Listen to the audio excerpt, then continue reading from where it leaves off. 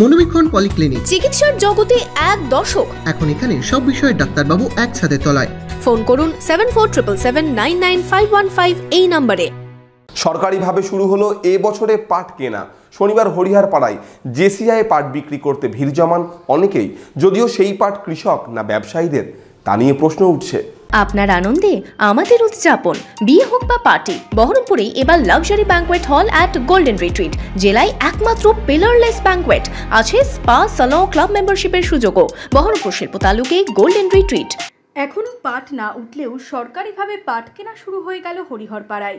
শনিবার জেসিআইয়ের পক্ষ থেকে পাট কেনা শুরু হলো। জেসিআই কর্তৃপক্ষের দাবি, এখনও নতুন পাট না উঠলেও চাষিদের কাছ থেকে পুরনো পাটই কেনা হচ্ছে। চলতি পাট বর্ষের জন্য পাটের ন্যূনতম সহায়ক মূল্য কুইন্টাল প্রতি 285 টাকা বাড়িয়ে 5335 টাকা করেছে কেন্দ্র। তবে গত বছরের তুলনায় এবার বেশি মিলছে পাটের দাম। অনেকেই পুরনো পাট নিয়ে বিক্রি করতে হাজির হয়েছে হরিহরপাড়ার জেসিআইয়ে। তবে প্রথম দিনই দেখা গেল গাড়িতে করে অনেকেই পাট নিয়ে এলেন জেসিআইয়ে। সেই পাট বিক্রিও হলো। তবে তাদের দাবি, তারা সাধারণ চাষি। চাষি তো নেই এখানে, আপনারাই তো এসছেন সব, আপনারা মহাজন। আমরা চাষি, হ্যাঁ, আমার নিজস্ব চাষি। একজন চাষির কাছ থেকে কতটুকু পাট কিনতে পারবে? একজন চাষির কাছে পাট মোটামুটি দুবারে 70 কুইন্টাল। এখনও এবছর পাট না উঠলেও পুরনো পাট নিয়ে জেসিআইয়ে বিক্রি করছেন ফোড়ে বা ব্যবসায়ীরা, এমনই অভিযোগ উঠছে। যদিও জেসিআই কর্তৃপক্ষের দাবি, সাধারণ কৃষকদের কাছ থেকেই কেনা হচ্ছে পাট।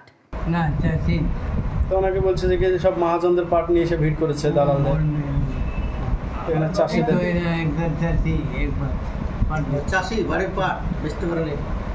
দাম বেড়েছে পাটের। অনেক জায়গাতেই সরকারিভাবে পাট কেনা শুরু হলেও সেই পাট সরকারি ঘরে বিক্রি নিয়ে প্রশ্ন কৃষকদের। কারণ আমরা ন্যায্য মূল্য তো পাবো না, কারণ আমরা তো সেই কিনার লোক তো আসছে না এখানে।